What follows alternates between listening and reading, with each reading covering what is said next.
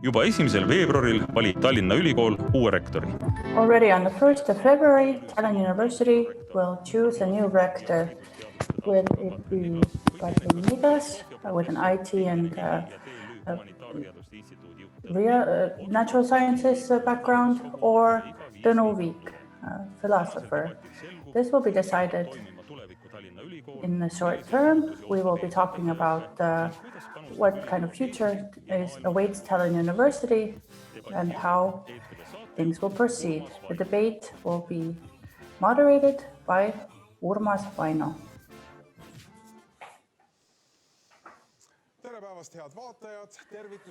Good afternoon, dear viewers. Greetings from the center of Tallinn at Tallinn University. As you heard a moment ago, indeed, on the 1st of February, we will find out who will be putting together the team for the next 5 years to determine which direction Tallinn University will develop in. This is the last of the big debates before the electoral committee comes together on the 1st of February to decide. I am very happy to greet the rector candidates here in the studio. Katrin Niglas, today's Vice Rector for Research, and Professor of Philosophy, Tõnu Viik. By way of introduction, I would like to first say happy birthday to Katrin Niglas because that is today, so congratulations and happy birthday. And Tõnu also would like to add something. On behalf of the entire university, you're a great colleague and a good competitor, and I wish you a wonderful birthday. Thank you very much. I am rooting for both of you, and I hope this debate will be a successful one. But before we go to today's topics, we will be talking about Tallinn University development in the context of studying and teaching, and of course, how and which kinds of research will be conducted at Tallinn University in the coming years, and at the end, how the knowledge and skills of Tallinn University could support Estonian society, for example, through entrepreneurship. Before we go on to those topics, let's meet the candidates. Tallinn University Rector's candidate, Katrin Niglas, is a mathematician who today is the Vice Rector for Research. Her academic career has been tied to Tallinn University to a big degree. She also defended her doctoral thesis here, and she also has a master's from Cambridge. Her academic career, she started in IT with a focus on statistics and data analysis. Within her doctoral thesis, she looked at qualitative and quantitative methods and their combined use. At Tallinn University, she is known for her clear word, clear messages, and quick solutions in complicated situations. Now that she wants to be the rector, her first challenge seems to be reorganizing the learning environment with a view to digital solutions. With the problems facing society today, Katrin Niglas wants to initiate and support widespread cooperation with all parties concerned. Third, she believes that a good career model is important, as well as competitive wages, recognition at different degrees, and a working culture that supports synergy. We wish her all the luck in the elections on the 1st of February. Rector's candidate Tõnu Viik is a philosopher, professor at the university. His academic career is impressive. He graduated Moscow University and defended his thesis and doctoral studies in Atlanta. He has worked as the director of the Humanities Institute and also the Tallinn University Institute of Humanities.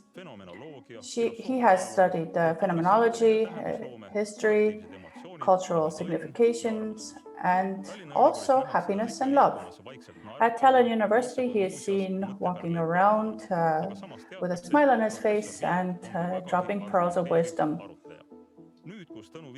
Now that he has aimed the position of the rector, he promises first to change the research contribution that Tallinn University makes more visible to society and also improve the image of Tallinn University.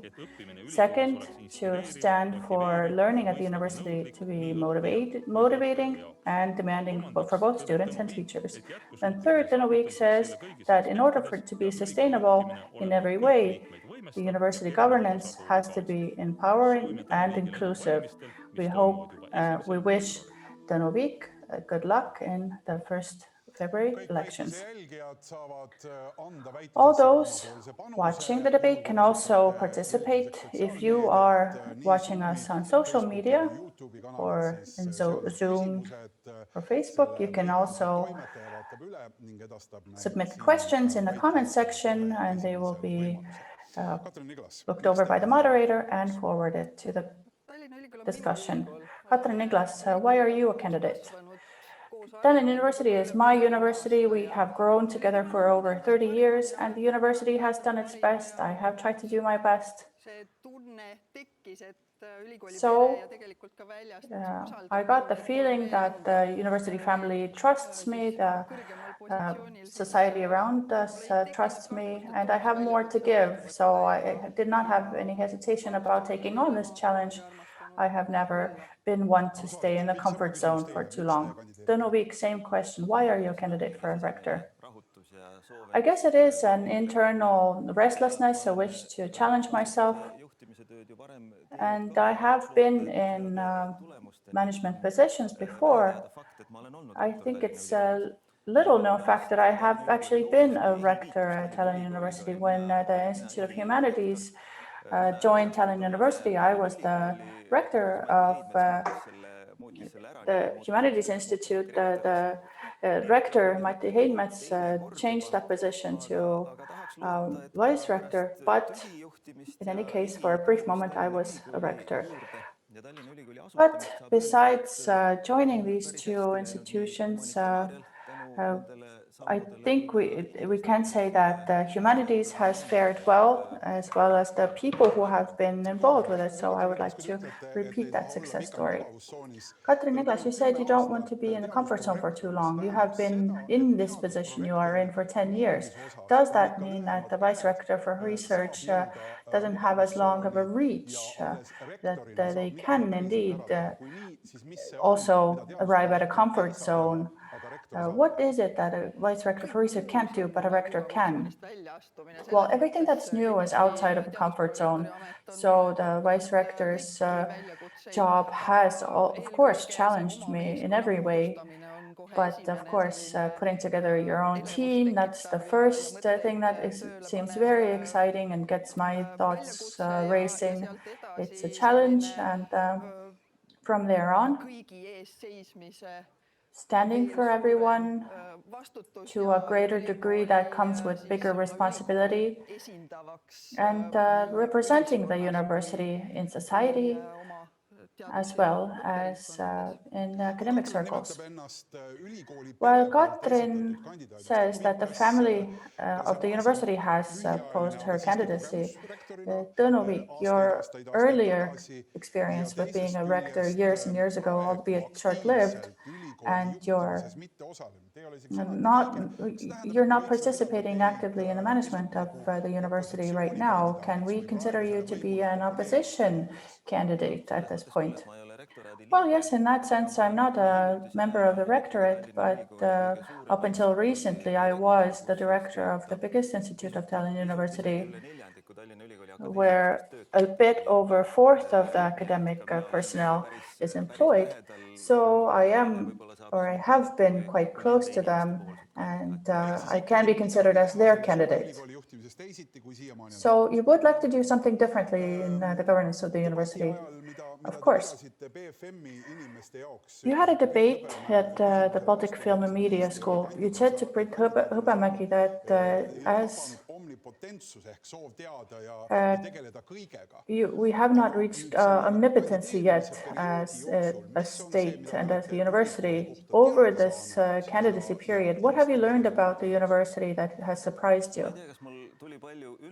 I'm not sure if I met with many surprises, but I met with many people, and we had a chance to look over our founding documents Of course, I had heard constantly, and I have a clearer picture now today about how clearly we have actually worded our goals and our focus areas. But I think we haven't had the chance to coordinate our activities to meet these objectives and to cooperate between institutes and within institutes. These focus areas need to be empowered more to be brought into life.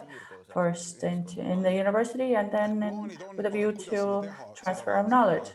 So we have plans, but not actually actions. I hope it will be better in my time, yes. Katrin Niklas, in quantum theory, there's a paradox that says that if we look at the quantum level, then with our research, we are impacting it already. As a vice rector for research, you have had a lot of information, but is there something in your understanding about the university that has also changed during the candidacy period? And if so, what was it? I am an optimist in general, and I have approached the elections the same way. I became even more optimistic now that I've really thought thoroughly about the fact that we've not gone as far as we would have liked. We don't have ready-made solutions, and we're not on the map in society in all the aspects that we would like. And I've now gone in depth, and I see that the preliminary steps in almost all the areas of the development plan have been taken very well. So the launching pad for the future rector, be it one or the other, is promising. Well, dear viewers, as you can see, the candidates are well prepared and ready to explain their ideas and principles. Now on to the main topics. And the first topic for discussion, more general topic, is studying and teaching. Tõnu, what is the most important thing which will change with teaching and learning when you become rector? I hope that we will pay more attention to the quality of studies. We always speak about it, but the reality is that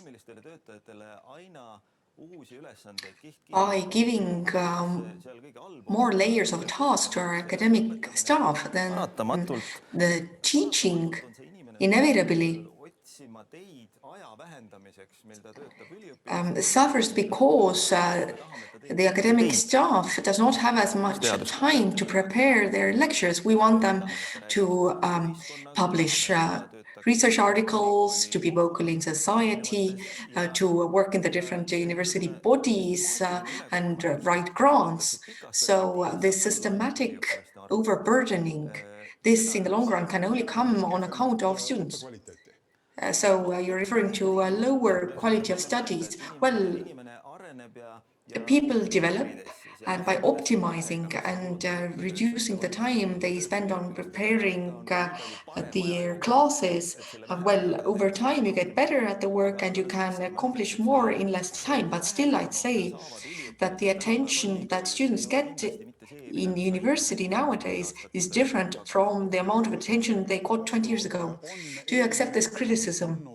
And the previous management, has it put too many tasks on the shoulders of academic staff? I stripped the too much.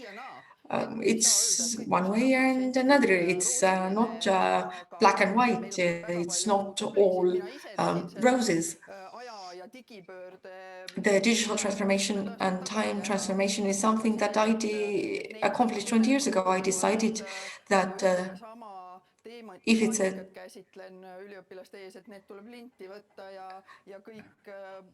preparatory work for classes that repeats itself, then I record it and I can save time, and students can use this material, they can listen to what I said again. So you need to make efforts to work even more efficiently. Is the solution to the problem in recording? Partially it helps. Of course, we need to keep in mind that this work also takes more time. I too have provided digital pre-recorded classes, and I know that working in this format requires even more time the first year, the first time you're doing it, but it's true, Katrin is right, the following years you spend less time on it. Katrin, what will change in studies and teaching when you become rector? Well, I have said that I don't want to conduct reforms in any area, including studies. In teaching and studies, it must be a path that is chosen together, and the solutions must be developed together as well. But for me, both in research and studies, I'd like to introduce a term that I coined, knowledge-based creativity, which covers both sides. In teaching, we need to be analytical and systemic, but on the other hand, the framework we create must leave the freedom to take the invented wheels into pieces and put it together again. So being open to new things, out-of-box thinking. Speaking about time management, not all students reinvent all the wheels, but if it's only on this level that others have discovered something and I learn it by heart, then this will not lead to progress in society. Katrin and Niklas, you have said that we have shifted studies closer to real life outside the walls of the university. So has this been achieved? I didn't see any student. So when I came here today, so they've been shifted outside. No, it doesn't mean that we all work remotely and study remotely in home offices. The idea is that we go outside the university. It must be meaningful. It's joint work. It means we go where the professional future of the student will be. So we are sending the students to work as early as possible. No, they won't work. They will observe.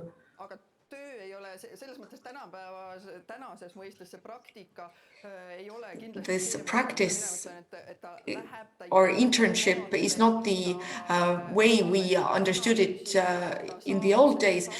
They observe, they analyze. If they have the mobile digital solutions and skills, then they're able to receive different information in order to give meaning to the environment. Of course, a number of questions will be raised, ethical issues, how far can we intrude into people's personal or professional space with our studies? These things must be at the back of our minds. What should be shifted outside the university in the context of studies and teaching, Tõnu? I would speak about knowledge transfer. Teaching also means that certain important knowledge reaches someone. The task of the university is to take the knowledge we have here and the skills based on knowledge to take them to society, not only those who come to study here at the university, our students, but many others as well. We're speaking about lifelong learning, and this means that people come back to the university again and again. How do they come back here? Why should they come here? They need to find out somewhere that something is taking place at the university which helps them develop and move forward, be it an in-service training in their profession, some future skills, self-driven skills, social media skills. So you don't send enough advertising emails to your graduates. I think we cannot look at it from the perspective of marketing. Tallinn University cannot be marketed like a product can be. We can just serve as a role model in solving this or that problem. In handling different problems in a research-based perspective. The process of studying must be motivating, inspiring, and of course demanding for the student and the teacher. You have stated this. So something is missing from this list currently. What is missing currently? When we speak about the quality of studies overall, then let's think back. What do we remember from our own education, from school days, from university? Specialty knowledge is a small part of it. If I had to recite everything I studied at university, everything I learned, then, well, I don't remember much. But what stuck with me is the role model of certain teachers, what was their attitude to what they taught, and this is what I call inspiration. And I retain this feeling, and that this is an issue I want to find out more about, I want to learn about, and the sources to consult are here, and sitting on that feeling later on in my life, re-experiencing this feeling, I've achieved the most. It's not about knowledge poured into me and then I apply this knowledge and I enter the labor market.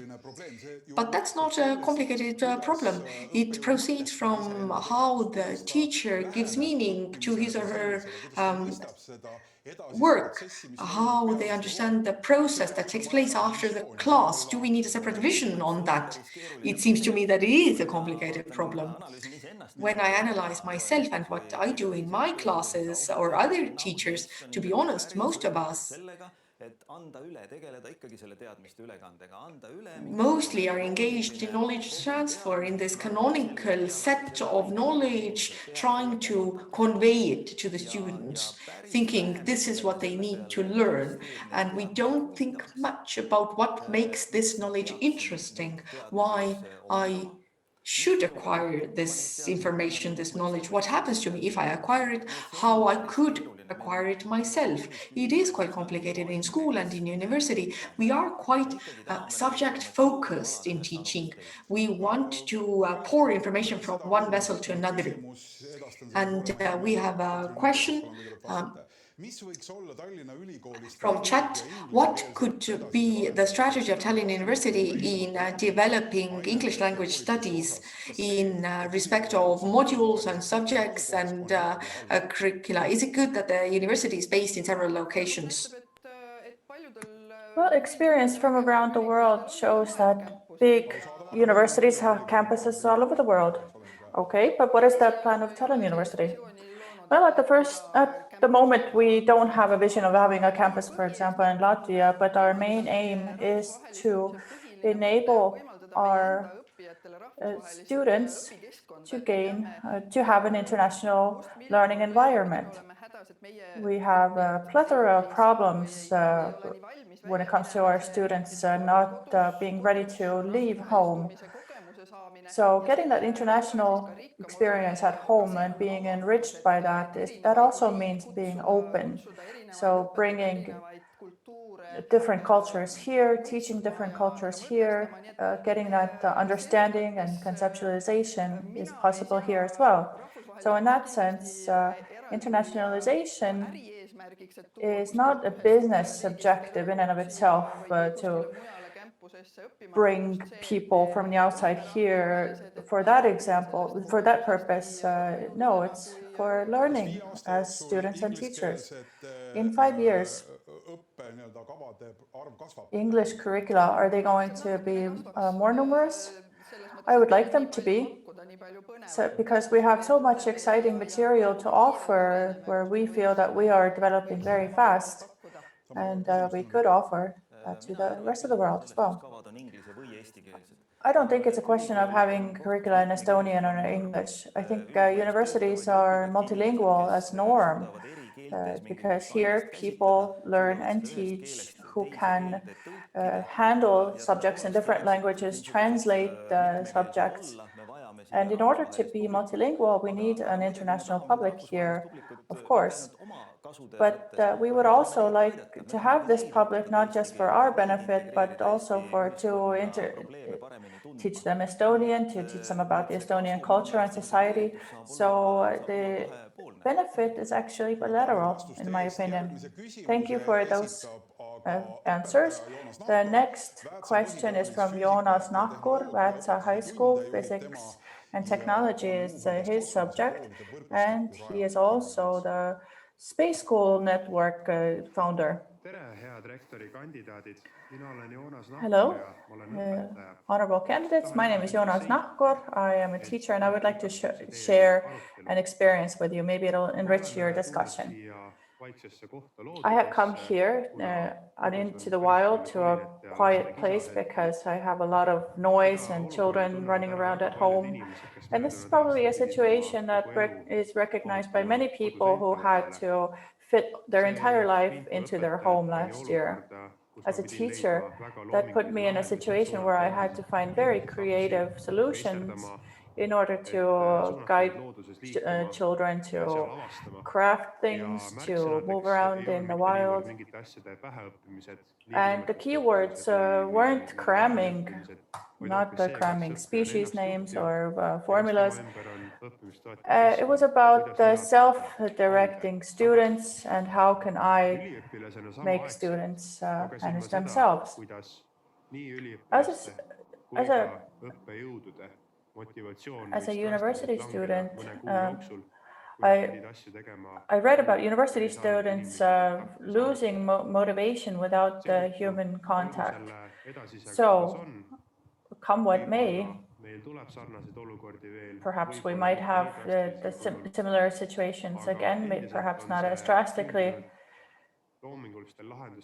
In any case, it has made creative solutions appear. There have been a lot of experimentations with digital solutions, but the self-guiding student and social pedagogy is a question that's still up in the air. How can Tallinn University support with their program activities or with their decisions or with their study work, the way in which students, teachers, and parents could manage better in the kinds of situations that we encountered last year, where it wasn't possible to have direct contact from person to person and where self-guidance was very important. How do you support that? Thank you, Joonas Nahkur, for this question. I think this is a question that's widely understandable. Tõnu, let's start with you, please. Well, the start of the question came to the same dilemma, cramming versus self-guidance and autodidactics. And cramming is the type of studying where üldiselt see kaob minust siis mõne nädala, mõne päeva või mõne kuuga. Niisugune suhteliselt mõttetu protsess. Nüüd ühelt poolt siis mida Tallinna learn something for an exam. So on one hand, Tallinn University do and what our specialists are successfully doing, it might not have reached everyone in practice, is reorganizing learning models, which would support self-guidance more. So what the pedagogical methods are that would make the student act independently more. So the second question is how to do the same thing in a digital environment, in an e-learning format that we experienced during the Corona crisis. And that is a double challenge because contact with the learner is more limited. I can see the person on a screen, they are looking at the screen, but I'm not sure if they're looking at the slide that I'm showing them or something else that's open on their computer screen. Or are they chatting with their friends? I don't know what's going on in their room. I don't know how they're dividing their attention between the computer screen and other things. And I often see students with their microphones turned off talking to somebody who is outside of the view of the camera. So the way in which we can manage people in a digital room and capture their attention, keep their attention, and how I do it in a physical room, that's something completely different. So therefore, there must be some methods that we can use to keep that attention better. And that's something that our Education Innovation Center, our specialists in our digital technology specialists should help figure out and also deliver to teachers. So that's something I see as an objective for the university. So your vision has it in a context where you outlined the principle to find a good and successful way to work with the students whose time management skills need support. So your vision is that self-guidance autodidactics is a bigger value that needs to be achieved. Yes, for sure. I pointed out a problem also that when we look at how students manage with the e-learning format, both in high school and university, of course, there are those kinds of students who are flourishing, whose results are better, who can pace themselves and work well. But for most, it doesn't work. It's difficult because they are not good at time management.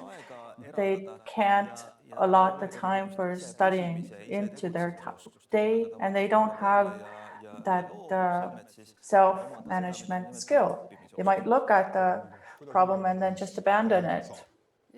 Katrin, Niklas, how can we help? I won't repeat what we just heard about the competence at this university that we heard about. We also have social studies institutes that can help, but we have to act fast because it's an urgent matter. In the long term, we can talk about it in a different key. But right now, what we can do to help is to organize retraining for teachers, also digitally, so that it's faster.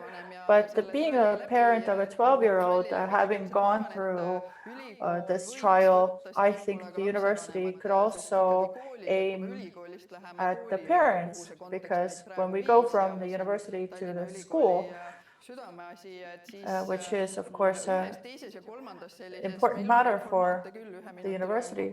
We have these formats. We have 1-minute lectures, 3-minute lectures, also just to give a taste of the subject, and then we have longer format lectures. But the learning process itself, the digital by itself, is not the solution. I would actually start at the other end. Let's start breaking down the assessment methods, the grading systems. As long as we have the exams that require cramming, it's not, the other end of it is not going to help us either. And I would like to intervene here. Do you think the university has been passive in the research that has been conducted when it comes to the grading system that you found? Have you been too passive in spreading that knowledge? Well, the knowledge is here and the slogans are here, and I think we have contributed even more towards schools through our teacher training and the in-service training directed at teachers and such programs. Inside the university, yes, we have a research article, and we do offer in-service training as well, but we haven't done it very systematically so far. Currently, we are revising it so that the information and the teachers would also understand that it is important to break out of the existing practice or remove yourself to look at what others do. There are a lot of formats that we have applied, shadowing, job shadowing. Currently, it isn't very widespread. We would like it to be more widespread. I believe that we have not managed to make it clear what the outcomes of our research are to the wider public. The knowledge transfer has not worked. We've been too passive, just written articles and hoped that people will read them. We have taught it to students who have come to become teachers at our university and study here. And this is a deficiency in several areas. We have very good specialists, very good research results in certain areas, but we are not capable of explaining it to others. With the competence centers, we don't have spokespeople that the society would know to turn to. Maybe we have not offered sufficient support in developing these skills. Maybe it's not in their nature, but I would offer up another things. In research communication, we need to learn how to do mediation. If it's not that we wait till a journalist comes and asks what are the solutions. When we have solutions, when we want to change everyday practice in society, then we need to know how to package this information and offer it to different media platforms. Here it is. The university webpage should have thousands of such references.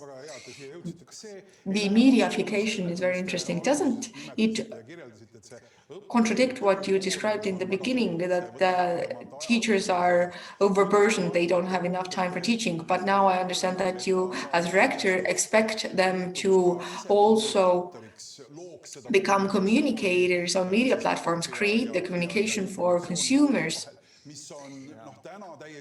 So currently it's a separate profession. Isn't it a contradiction that there's already too big of a workload and now it's another task? Yes, it does sound like another layer of obligations and duties. But I do believe that there is great societal expectation to this, and it coincides with the expectations of students. Hybrid or integrated studies are here to stay, I believe. And formats of integrated studies, that's the most difficult format of studies. In addition to the classroom, physical classroom, there's also students who have joined us remotely. But I believe that formats of study in hybrid studies are similar to mediaification formats. Do you agree with the mediaification concepts, Katrin? Well, basically, yes, but I would not maybe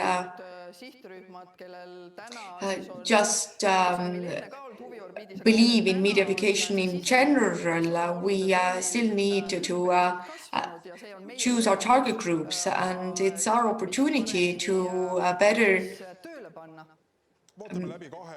use our knowledge. Katrin Niglas, Ilmar Tomusk, director of Language Board, says no need to compete with other universities, and Tallinn University must train the best teachers in the world for the best education system in the world. Do you agree that in providing teacher education, the focus of Tallinn University has dissipated, that we're trying to fulfill a bigger order, and in places that society does not really need, has not ordered, including Ilmar Tomusk? No, in my vision, Tallinn University will continue with interdisciplinary approaches in different areas. Education cannot be taken, or teacher training cannot be taken out of the others. We just heard from a natural sciences teacher how you could become a teacher if you don't know anything about natural sciences. We spoke about the fact that we need psychological skills and knowledge, and we don't only need internationalization, but we also need to understand the culture of togetherness. It's all vital to provide good teacher training, and that's maybe even insufficient. We've set our sights to develop this even further in the future. The future student, current graduates of upper secondary school in BFM, you suggested that they shouldn't select a university, but they should look at the level of different specialties, curricula, that this is what they should compare. Can you name 2 or 3 specialties where Tallinn University is the best of the best? And on the other hand, where Tallinn University fails, which specialties do you not recommend to graduates of upper secondary school?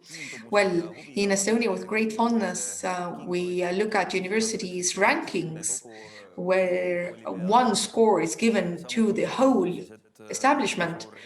And it seems to us that there are big differences between institutions that are universities and which are not. Coming back to the previous question, it'd be quite bizarre to think of a university with only 1 focus. The power of a university, the strength of a university is often in interdisciplinary approach, which means that different disciplines, researchers and scientists come together and find solutions to a 3rd or 4th problem. And this is necessary for students as well, because they must be not only smart teachers, but also in the subjects that they teach. So a single focus university sounds absurd. So now coming back to the question I posed, what are the very strong specialties and which are the specialties where the university is weaker than other universities? Well, going further with this question, let's presume that I know philosophy well and I want to study philosophy. If I wanted to study analytical philosophy, then the better option is Tartu University. If I want to study continental philosophy with different methods and different approach, then Tallinn University is the better choice. So maybe I should narrow my statement. So it depends on what direction I want to study within that specialty. Well, no doubt about continental philosophy. It's best here. Do you dare to name specialties where Tallinn University lags behind?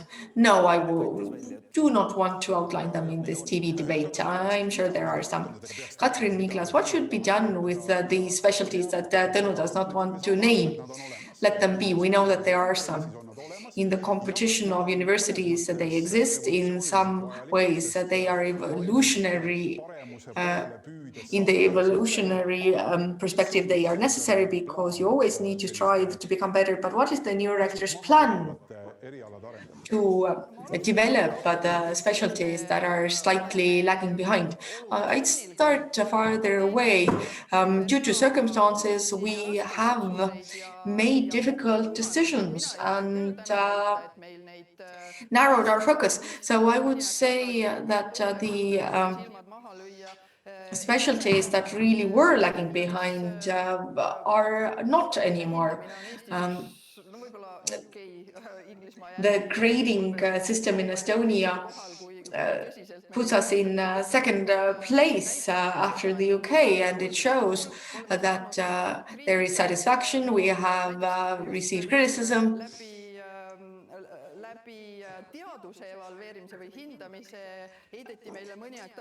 Well, a while ago, a criticism was quality in law studies, but we've listened to all the criticism. We've gone through a number of developments, and we are much stronger now, and we have our clear niche areas. And Tõnu gave the example of philosophy. I can give an example from IT.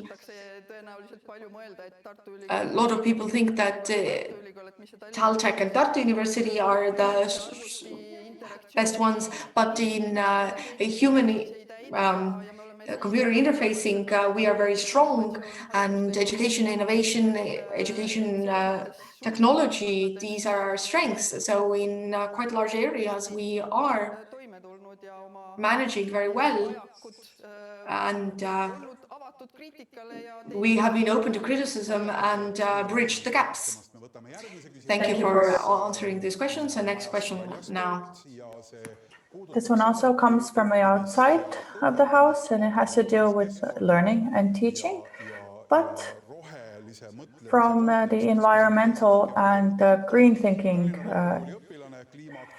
point of view, Kertu Danton, head of the Estonian Fridays for Future movement, is asking, honorable candidates for the rector of Tallinn University, we are in a climate and environment crisis that's getting worse and worse.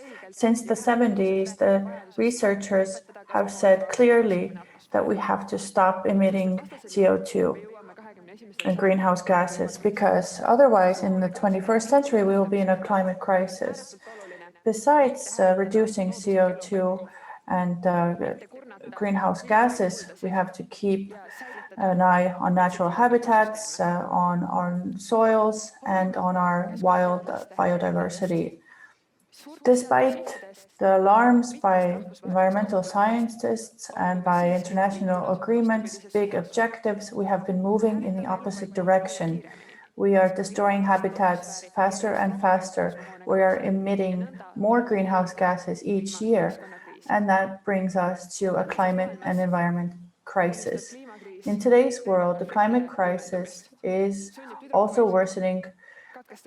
Violent conflicts is making girls drop out of school and also causing shortages in water in certain areas of the globe. What could Tallinn University, in your opinion, do in order for these concerning research results to enter the everyday knowledge of the society in order to change people's behavior and also legislation? Thank you very much for the question, Kertu Danton. Katrin Iglas. Yes, I've mentioned the initiative to launch a green university track. I can't take all the credit for it because since January of 2020, we've also had Sustainable Development Vice Rector with whom we have been thinking along these lines. But the Green University, that's an idea that's thinking outside of the university as well. Of course,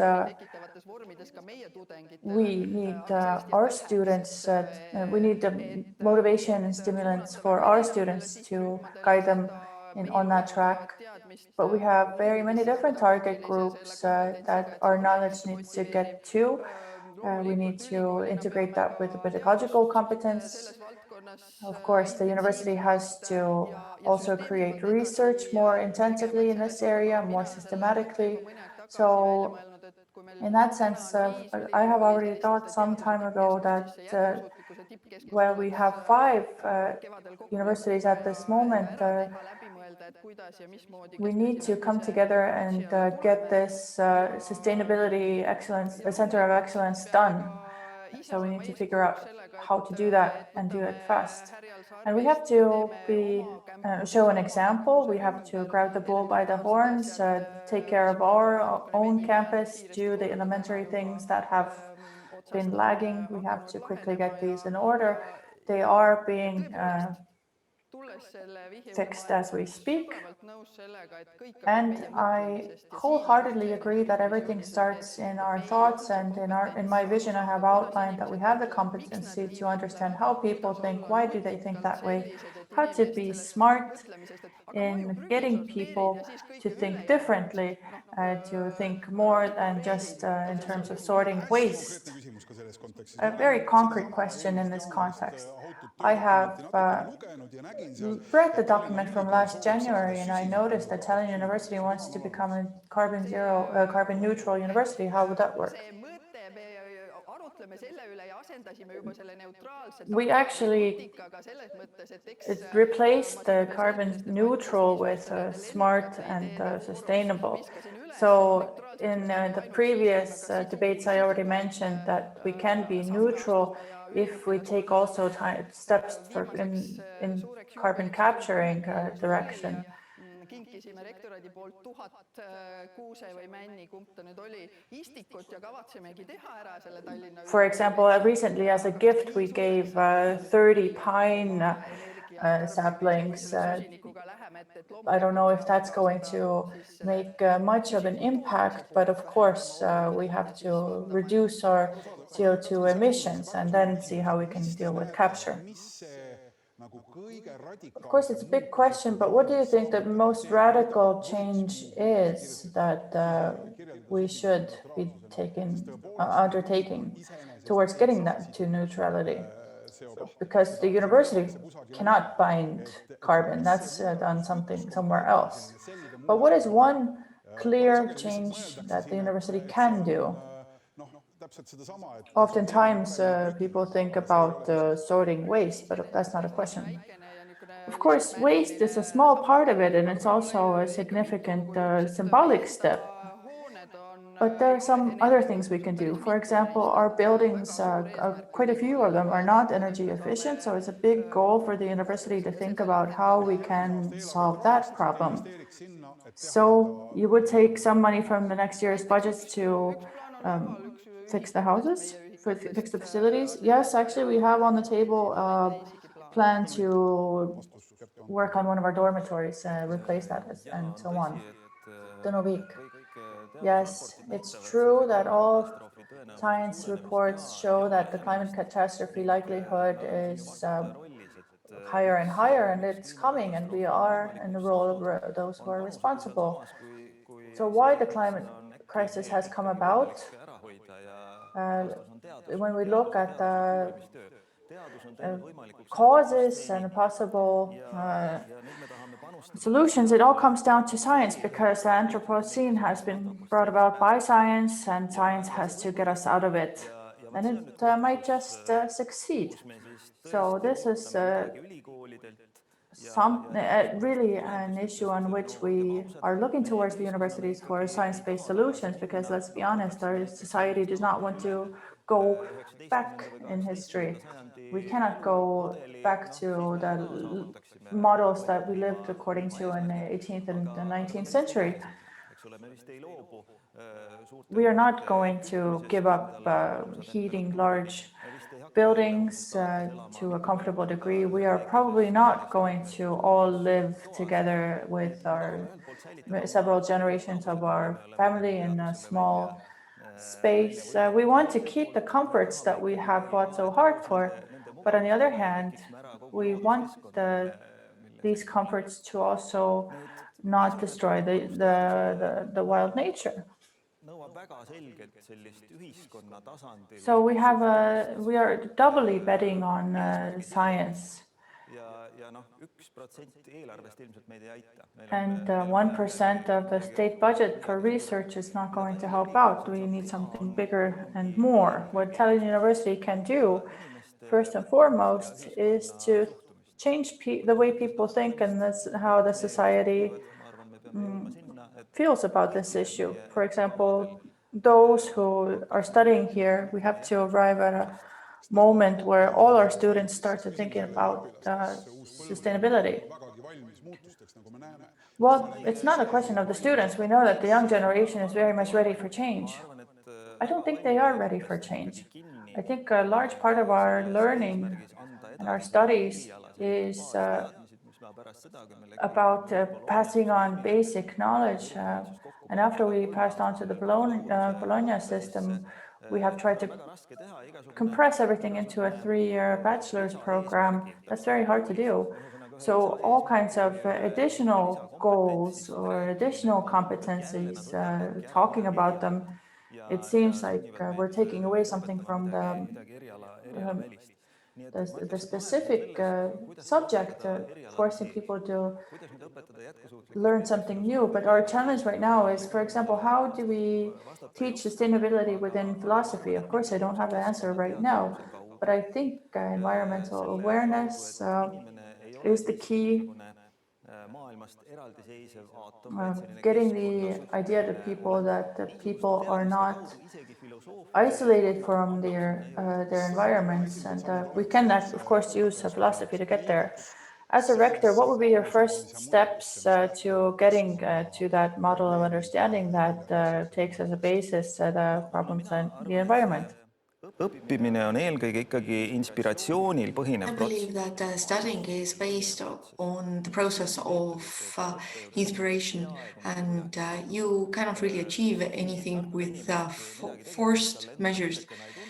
If you force somebody who's wise to do something that has no meaning for them, then they will just prove that the task is absurd and will not execute it anyway. So we can only increase understanding. And I believe what we should do is bring together a working group or a center or a think tank that would deal with sustainability issues, first and foremost regarding university studies and then with the knowledge transfer to society. Katrin, Niklas, how can we increase the capacity to give meaning and then transfer this to the students? Well, the steps are being planned and some have already been launched. And I agree with Tõnu. I would propose what I promised to students regarding inspiration. I believe that on grassroots level, we also need inspiration as a rector or not as the rector. When the process is done and we meet in spring, then grassroots initiatives are important as well, things that make people think about these things so we can take further steps. And I promise that to start dealing with morning exercise and university garden, so that we all stay healthy. Thank you for these answers. We have covered the planned topics under studies and teaching. And thank you to everybody who sent in their questions. Next, we'll speak about research and society.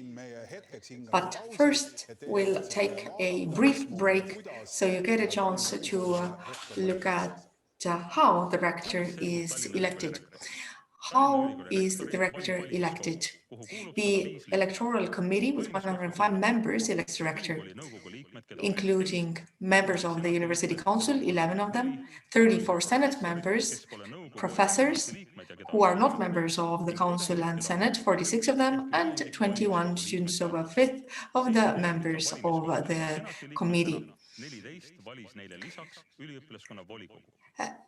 The 7 students are in the Senate and 14 were chosen additionally. The electoral committee has 105 members, so the winner must get at least 53 votes. If neither candidate gets these votes, then the second round of voting will be on the following day with the simple majority as the principle of choosing the winner. And this will take place on the 1st of February, so on Monday. Now, research and society. Katrin, Niklas, in the vision, you have referred to high-level research, and the measures are very different. Some we like, some we don't like, but they exist. What do you think? How many academicians of the Estonian Academy of Sciences will work at the university in 5 years' time? 1.5. Well, we have joint professors, so to say, who can work well between 2 universities and also are integrators. Is it an assessment to the research done at Tallinn University that currently there are no professors working at Tallinn University who are academicians of the Academy of Sciences? We're on this, on the way. We've done the work, but it doesn't depend only on us, because the principle of the Academy is that if nobody is discriminated against based on age, then the positions don't really open up.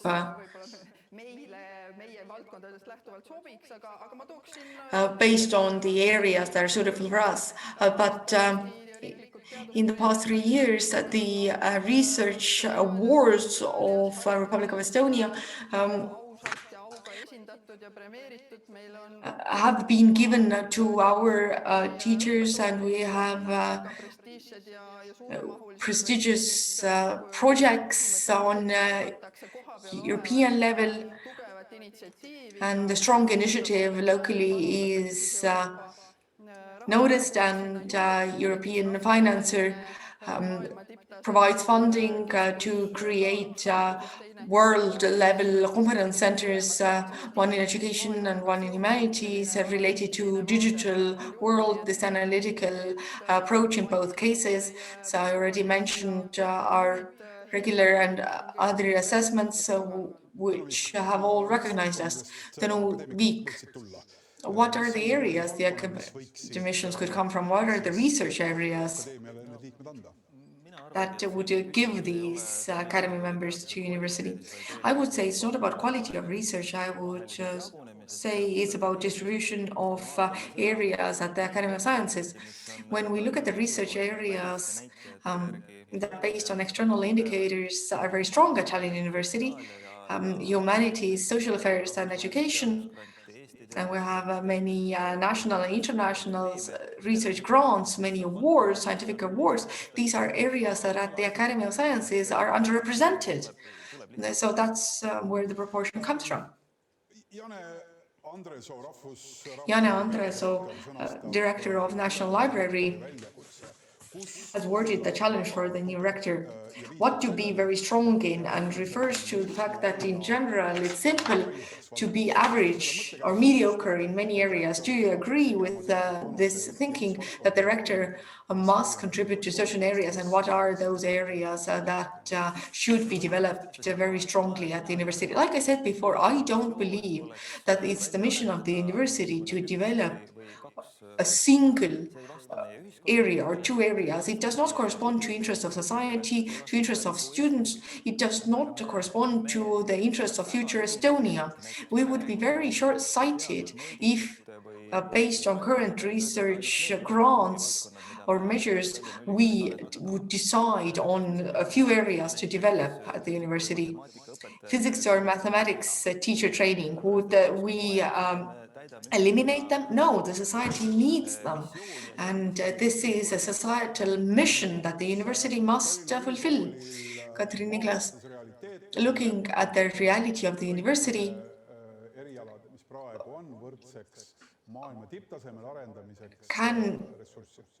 do you have resources to develop all areas on world level?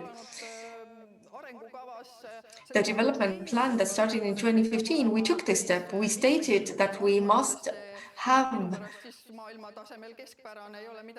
world-level mediocre, nothing to be ashamed of, contribution in interdisciplinary areas. And here in the future we must keep the focus, that the 5 focus areas have been launched, and soon we'll start working on the new development plan. So we will take them apart, but we will put them together with small differences due to the fact that we've started a tenure system, 26 new professors. Some already have come, others will come. So the ambition that we would, in all our study areas, that we consider sufficient in research, that is in my mission, the tenure system. Does it make the choices for viewers who are not up to date with the policy and choices of Tallinn University? Do you somehow define the future focus of the university through that? Yes, of course. The future rector cannot really change it immediately, because we have defined a 5-year transitory period, and decisions have been made to have the certainty and an integral system. And I can name a few. We have a number of different didactics areas that we have decided together that must be strengthened with new competitions. Applied mathematics, information and data science are areas that we've decided we definitely need to fulfill our ambition and objectives. So these must be strengthened.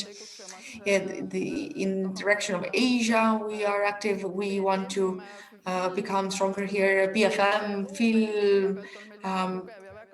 creative side, we're strong in that in society, but we want to improve the research side. The university family has decided this, and there are certain areas there that are left out of the tenure system and are sort of second rate. Now, we believe that our study areas that we currently have will all be covered because the 26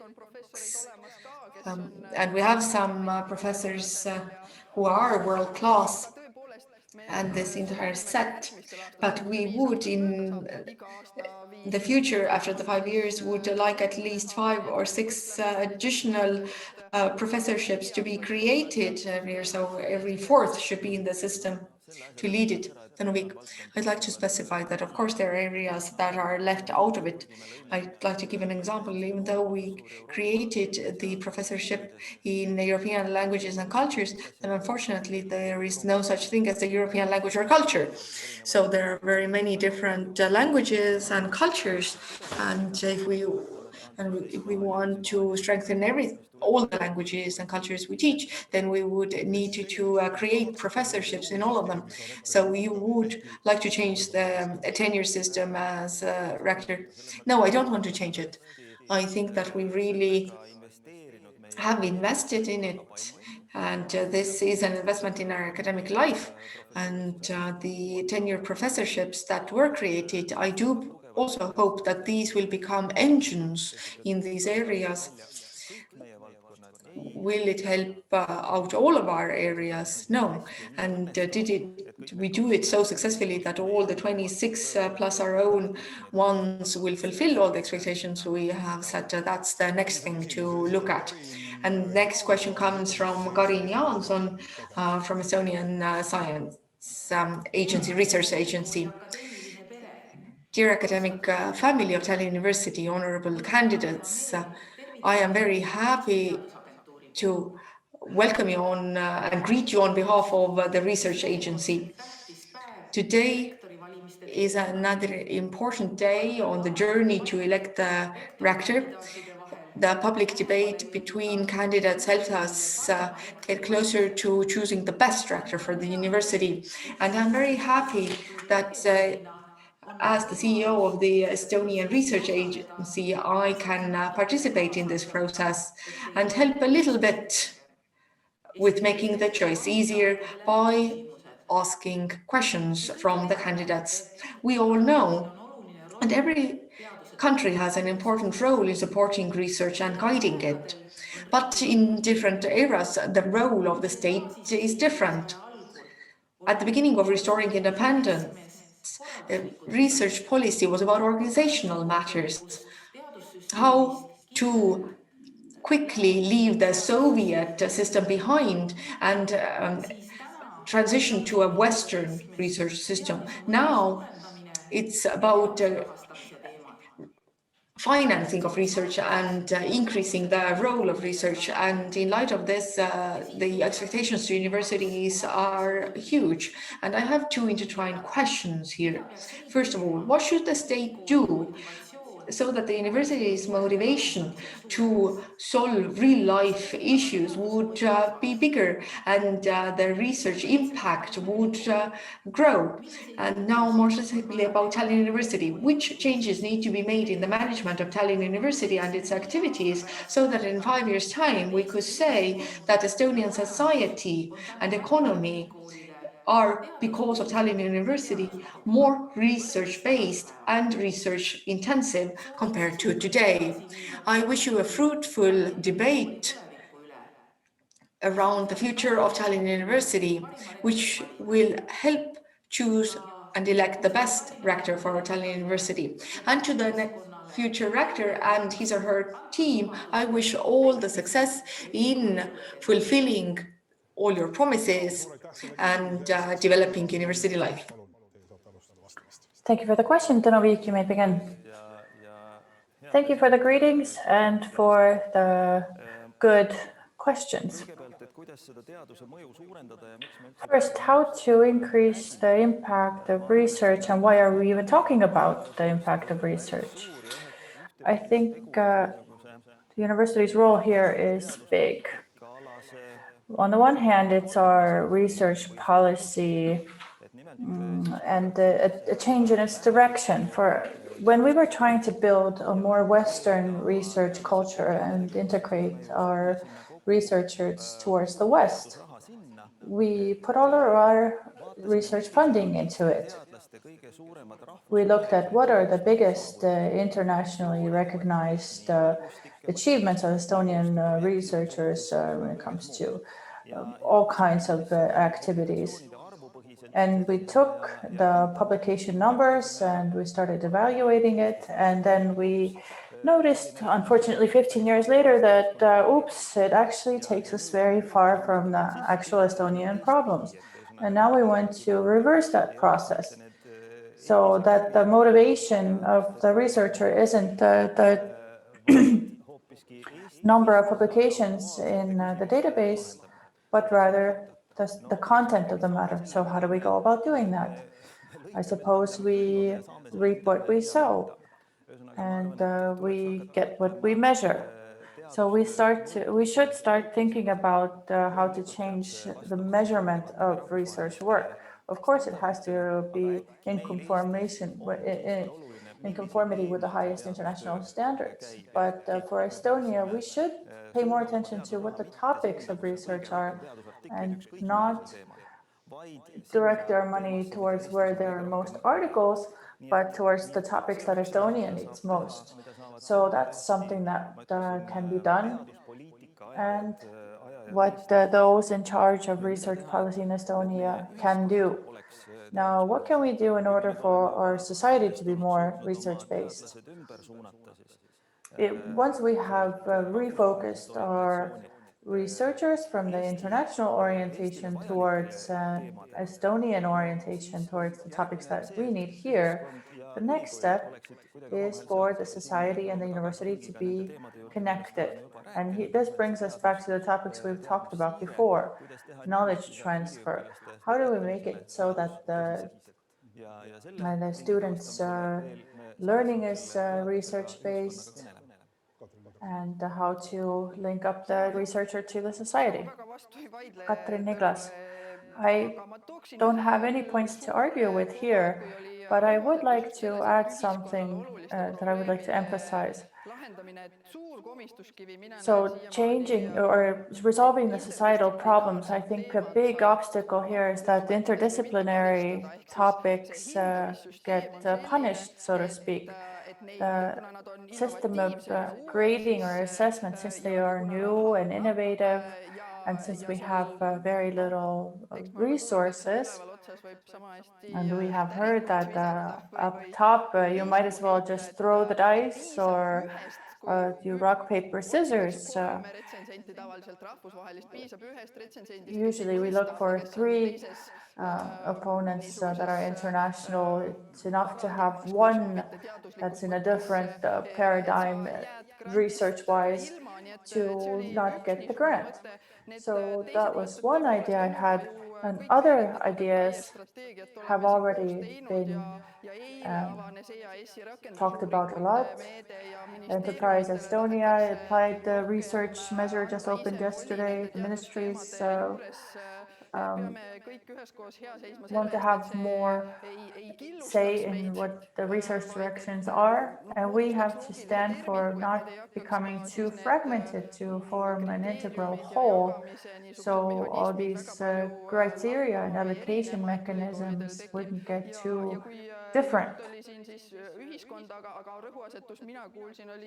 So we talked about society, but I think the emphasis was on governance, management. Indeed, from the perspective of the university as the management side, the higher education funding and higher education learning has been in 2 different pots funding-wise. So we wouldn't look at researchers as being grant-based and our professors, lecturers as being those who teach. We would like to integrate these activities better so that research-based studies would also function better. But as rector, being realistic, we can't forego supporting all initiatives that seem to have a high potential. We need to support our researchers, but at the same time, we can't let the big picture become too fragmented. But I would like to hear what you would like to do differently as a rector. In your own vision, you have two sentences that are contradictory. To support the competencies for grant writing, that's understandable, but in the next chapter, the university has to have enough of a background to not only go and stay in the frames of what the grants prescribe. So what are the actual steps that you can take in order for the project-based funding and the European control over activities would be less? Well, luckily, the base funding, would you turn your back on the project money? No, definitely not. Now and very clearly in the future, we also have a research fund, but a very important measure looking forward is we know that project funds come in waves, and we will be collecting the funds, and we are not going to fire researchers if in this round or the next round they are not successful. We will use the university stable research funding to back those expenses, but we already talked about tenure system professors into whose tenure tracks we have already invested so that they wouldn't have to worry about their income so much. And also so that they would have more time to guide their research groups and that they would have it so that they would have a team. I would like to bring an example here. On the one hand, we want to have research in areas that we are good at, where the research results, as we measure them here, are very good. But that means, well, let's say that subjects such as Spanish language and culture doesn't fall within that. So whose responsibility is it to say Spanish language and culture is not important for Estonian society? When we go to our research policy and when we look at it in fine print, that probably is what it leads to. We see the situation in our society. We see that students want to study Spanish. We know that this subject also has to be research-based, and who is responsible for making sure that it is, even if we don't have the research indicators to back it up. We have a problem in Estonia, the curriculum-based higher education funding. That's an unsolved question right now. When we look at your vision, then digital transformation is something that we really need to work. So it sounds like a criticism of the current situation, that the digital transformation big plan is only under discussion, but the world has taken long strides, and this discussion is taking place in different contexts. Something must be improved already. So in making such great transitions, will it be better planned when you become rector? It will definitely be in focus for me, but I think I meant something more specific now that we have transitioned to digital studies due to COVID crisis. Despite the fact that we have the educational innovation and digital technology centers, then in the first weeks still the teachers in our university as well all try to figure out themselves which platform to use. Every school resolved these problems themselves. So we didn't cope with coherent action even on university level. So there's criticism on using the technologies within university. Yes, and I accept it in this case. With shortage of resources, you have to make strategic decisions what to invest in, and not only in the digital transformation of studies, but the new rector definitely in the current situation should invest in IT solutions and developments. A while ago, we were at the forefront with our technological base, but now in quite a few areas, when it comes to IT systems, we are lagging behind.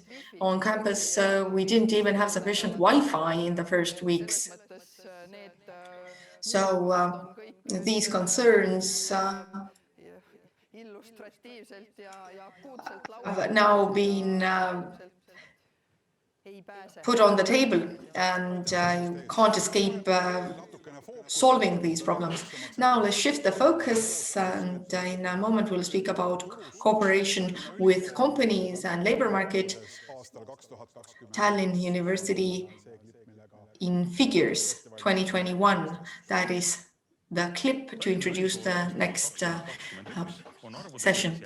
In 2021, Tallinn University has 7,101 students, 3,682 in bachelor studies, 2,730 in master studies, 393 in applied studies, and 296 in doctoral thesis, and 118 curricula, 59 in master studies, 40 in bachelor's studies, 13 in doctoral studies, and 6 in applied higher education, 21 curricula in English, 4 are joint curricula.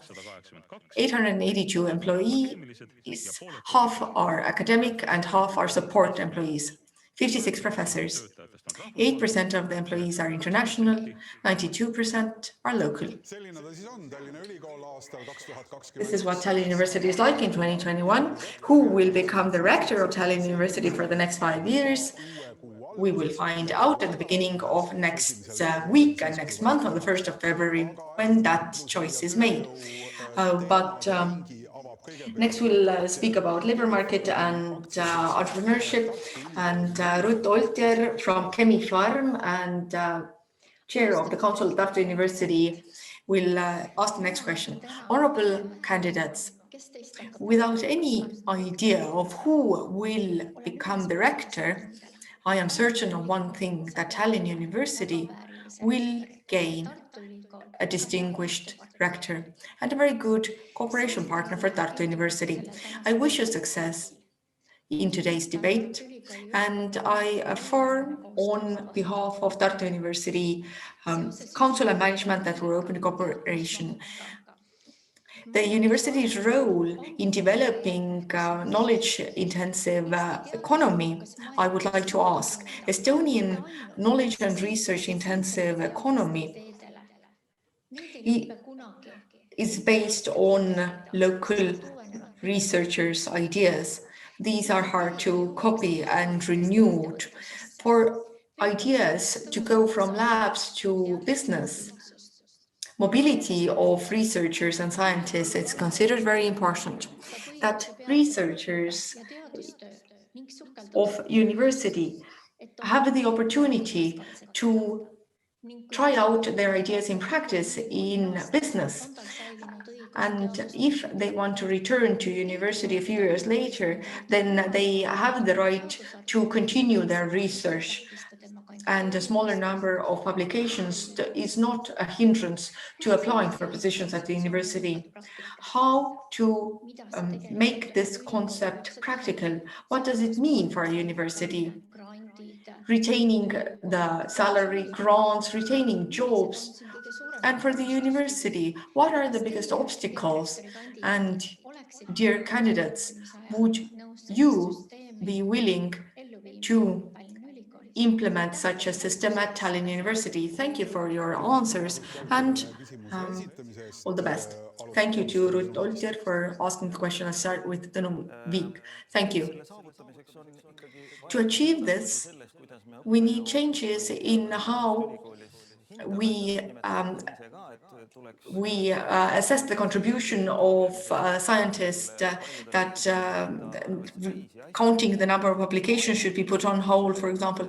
So flexibility in employment contracts and academic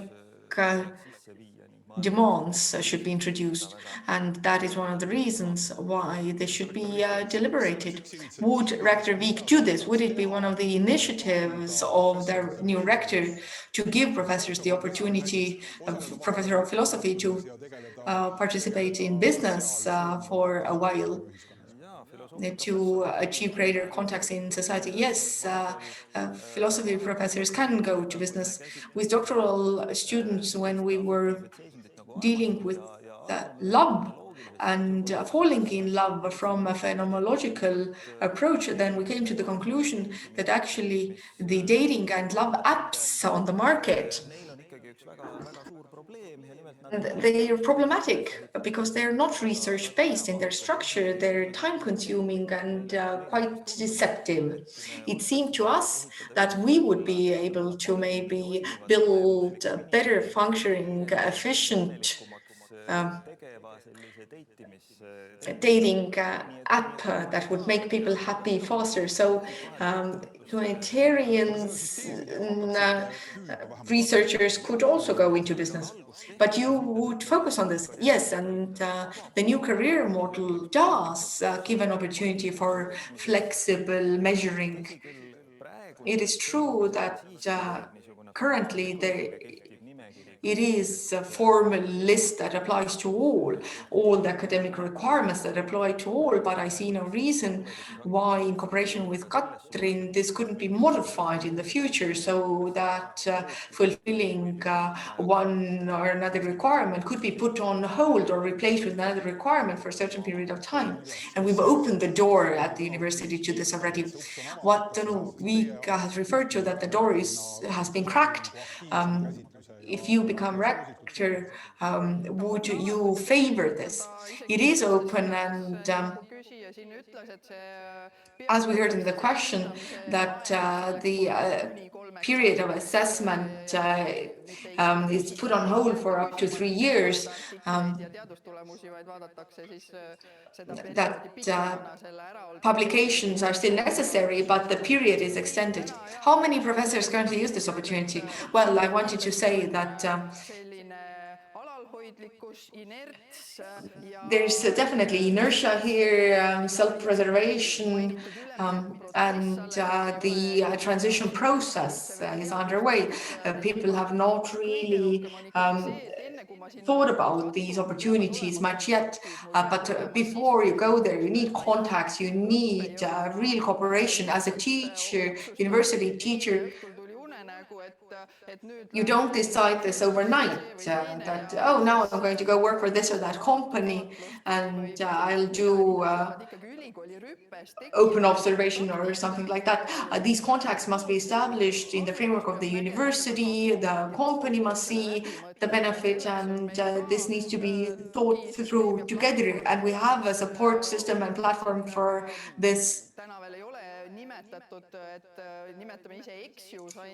We call it the XU platform that supports knowledge transfer, a small hardworking team that goes to academic units and to not only professors but also younger people, to inspire them that here it is, we know how to establish these contacts. You don't have to do it yourself. They will come to us, and also we have supported it with physical support as well, and we have received some European support as well in funding. And that, well, money hasn't disappeared from the world, but this is an area where different funders have decided to contribute. So hopefully we will get some financial support in achieving this and fulfilling this ambition. Taavi Laur, chair of Tallinn University Council, challenges the new rector more efficient use of university assets, also making more money for the university. Well, financial income is already in focus, project-based income and contract-based. Earlier, the contract-based was mentioned, the contracts with companies that is widely discussed, and which Tallinn University has not entered in to a very big degree yet due to its focus areas. But a lot of preliminary work has been done to also expand this cooperation. And with the new political national political landscape, this might change as well, that the younger generation doesn't want to only study 3 or 5 years in a row, but they want to study on the basis of modules. So you can get out of the university earlier and maybe come back and pay tuition. We're speaking about lifelong learning, and many are coming back. When they were younger, they got a degree, and now life has introduced new specialties or areas to them, needs and interests have changed. There are models like this as well. So the more flexible form of study, and Tallinn University is in a very good position in that we have real estate in city center of Tallinn, and we need to be very wise to add value to it, to give value to it for ourselves, to improve the work and study environment, and also it can be a source of income for the university. Well, real estate certainly is one of the opportunities. Well, what does that mean? Will you open? Is there a shop that's going to open, or that's going to be something that's going to be rented out? Well, actually, our conference center is an example of how organizing academic conferences is something that earns a profit for the university. As Katrin already mentioned, new real estate developments are in the works for the university, which includes the Academy of Sciences library. Also, we have a renovation of student facilities and accommodation. The Uus-Sadama property will have a new building. And if the university goes down that track, they should be built in a way that it is not done with research or study money. And these investments should be ones that earn money back for us. But the construction plan, would that be the answer for getting income? No, I think percentage-wise, if we look at what the university income is made up of, then these kinds of incomes are marginal, both in Estonia and elsewhere in the world. I think the financing of the university stands on 3 pillars. So one is the state, then tuitions, and the third one would be research-based, grant-based financing. So these incomes for different universities, yes, do have income from real estate, from cooperation with the private sector. Then there are other services that universities can provide in cooperation with the public sector. Public sector also commissions studies, etc. But these are already outside of the 3 big pillars. And as a rule, they are just a few percentage points of the university budgets. And the last question is from Arto Aas, Estonian Employers Union. Honorable Tallinn University, the rector's candidates, the election body. I greet you on behalf of the Estonian employers, and today I would like to ask the rector candidates a question. Of course, it has to do with cooperation between business and universities. For years, we've had the problem that our academic world and our economic environment are not walking in the same pace. We have top-level universities, top-level research. We have a very vibrant business environment, but these worlds don't meet as often as they should. And often we hear complaints about the graduates not being up to the standards of the labor market. And we also hear about research not reaching businesses and patents. We have made progress in the recent years. We are talking about collaboration, about applied research. And my question is, how will Tallinn University and its new rector approach this problem? What might the solutions be? And what might the cooperation between your university and the private sector be like in the coming years? And I do hope that you get an in-depth reply. And in any case, I wish the new rector all the best in his or her new role. Thank you very much, Arto Aas. Thank you. That's a very important question. It's true that our academic environment and its academic and the economic environment have different structures that haven't matched together so far very well.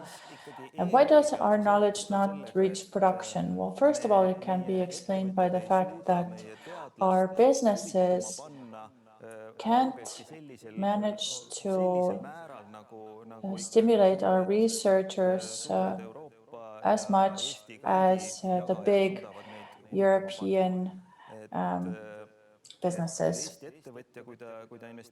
So the Estonian entrepreneur, if they invest in research, what they want to do is invest for 3 months, then get results for 4 months, and on the 4th month.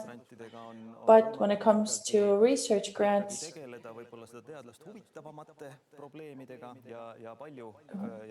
they deal with subjects that are more interesting for the research and more long-term. So as long as we have grants, we don't have much to expect. Well, as long as these grants are coming on subjects that don't fit with the Estonian economy, then unfortunately, yes, what the package of motivation for the researcher is in Estonia is much smaller than the grants coming in from elsewhere. Another problem is that our scientist is probably not aware of or can't find the businesses. So this is a problem of communication, and this is an instance where we can improve things, we can improve relations, we can meet each other. And that, thanks to those meetings, we can put together the structures when we put the interests together. I think that's the honest answer. Now, when it comes to graduates and their skills not matching with what the labor market needs, again, indeed, this is a problem that's worsening all over the world. Businesses are saying that they would like to, in addition to the specific skills for the people to have social skills, intercultural skills, teamwork skills, self-guidance skills, self-actualization skills, skills in reading complicated texts, being ready to learn. So these are all the wider skills that are outside of specific fields. And we already talked about this problem earlier.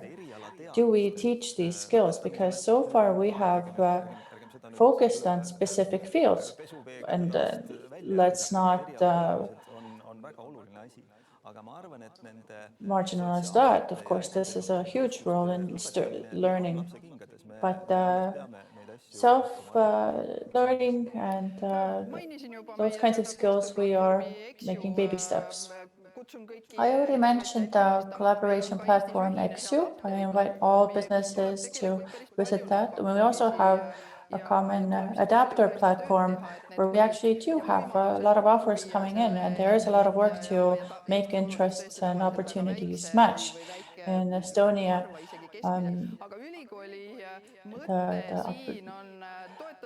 the financing opportunities are quite low, but of course, so we try to support small businesses and entrepreneurship as much as possible, but where we see potential is in getting 4, 5, 6, perhaps up to 10 strategic partners with whom we are not working on one project, but with whom we have a longer term, more thoroughly considered potential and plans, because we are also offering competencies, not just product.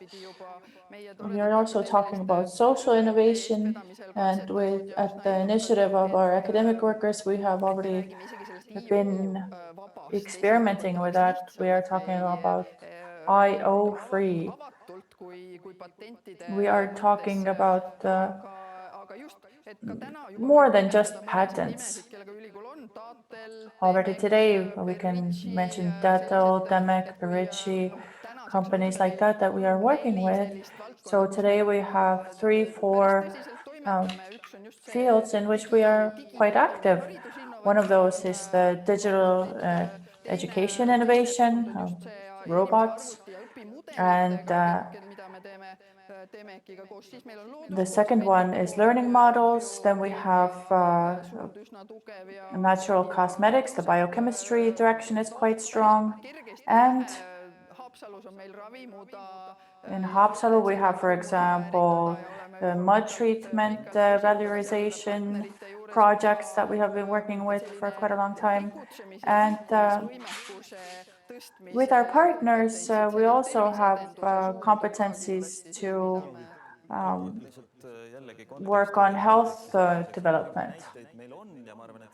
To put it in context, we have examples, and I do agree that we have to continue them, but if we measure that cooperation and work and look at the turnover of that work, compare it to our projects and grants, then the difference is 1,000-fold. But it's big about contribution first before getting income from it or the benefit. Now, another clip to give meaning to what it means that Tallinn University wants to be the leader of a smart way of life.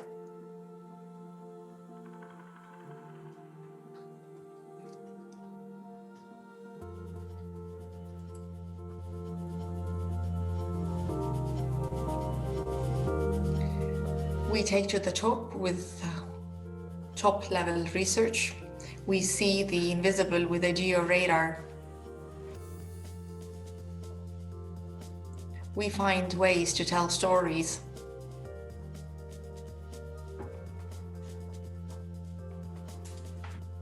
We support human-centered innovation.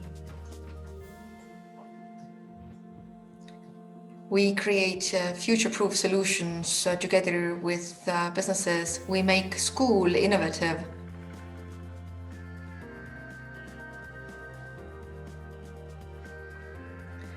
We stand for a full-fledged life.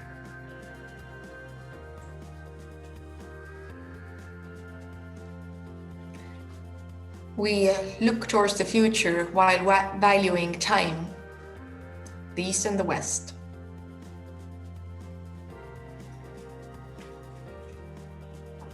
We help understand and change the world.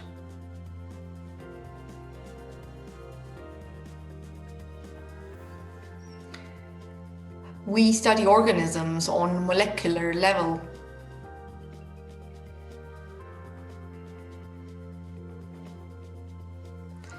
We solve important challenges, life challenges.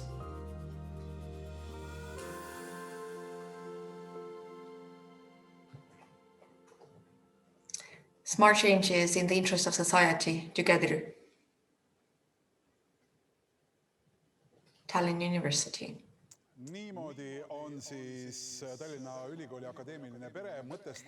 So the academic family of Tallinn University has given meaning to its role, its mission, its opportunities.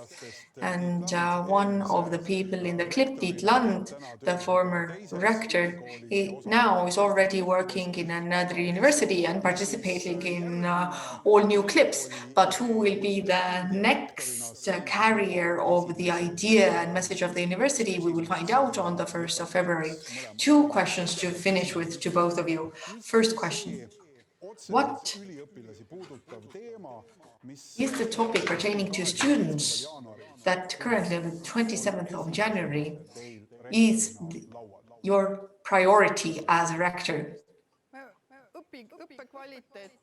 Quality of studies, this concern that we're discussing, since we are in this crisis situation, then we cannot get around it. It is clear that the issue of sustainability is also on the table.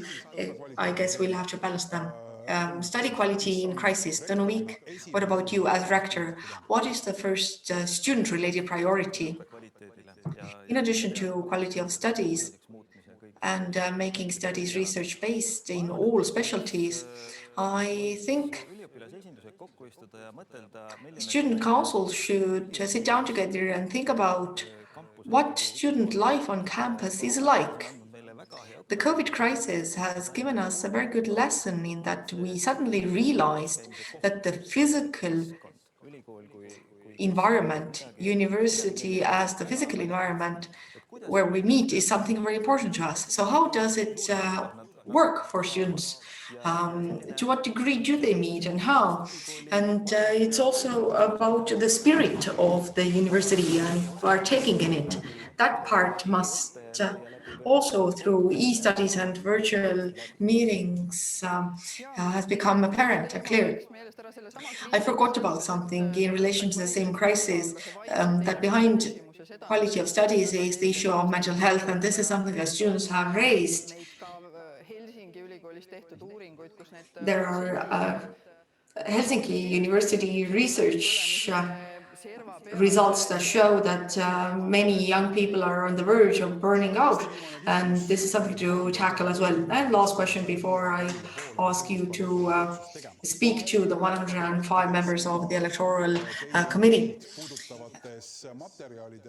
In debates and written materials, I haven't really found references to who will be on your team. Rector Tõnuvik, what will your team be like? At the current rector's office, how many of the members of the current rector's office will continue?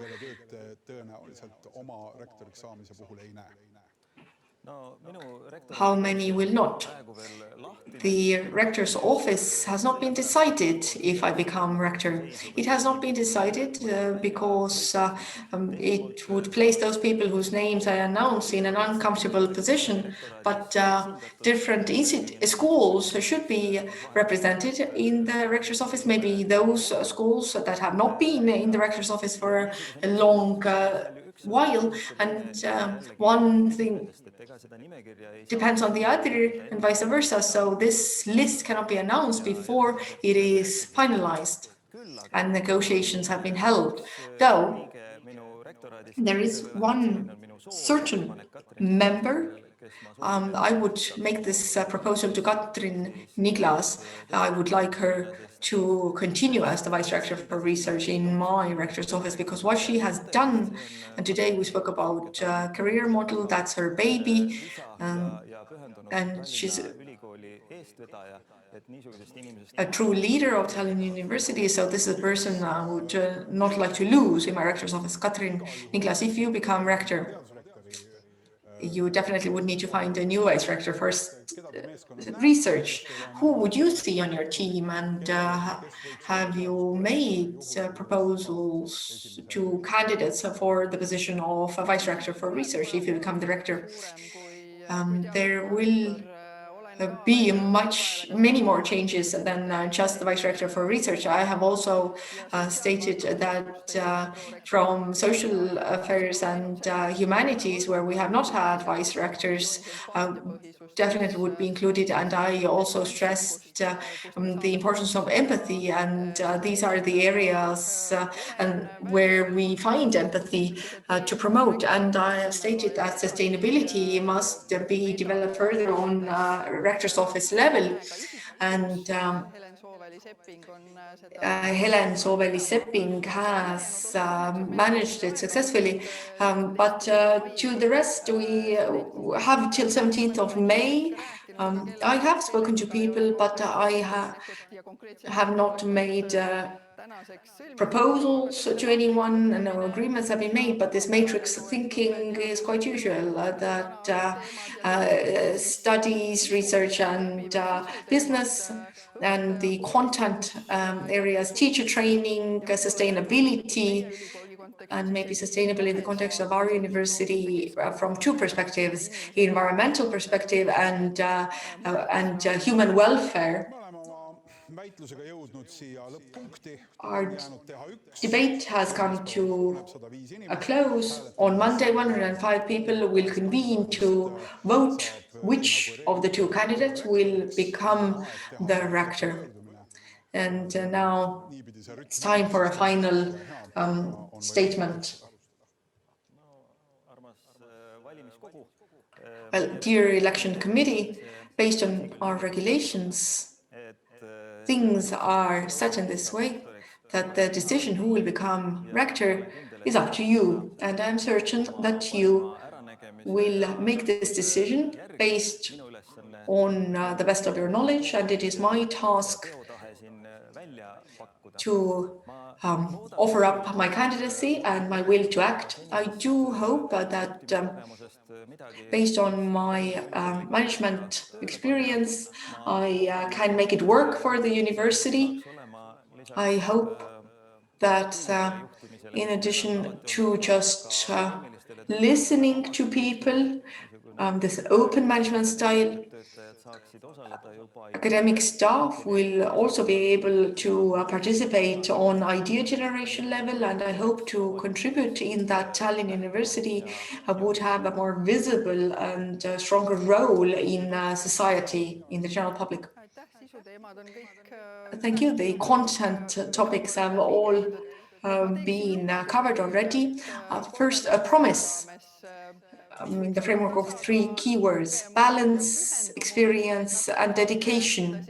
And if I elaborate, then balance, which I want to strike between studies and research, balance between different areas, content, academic areas, my background, and cooperation across the university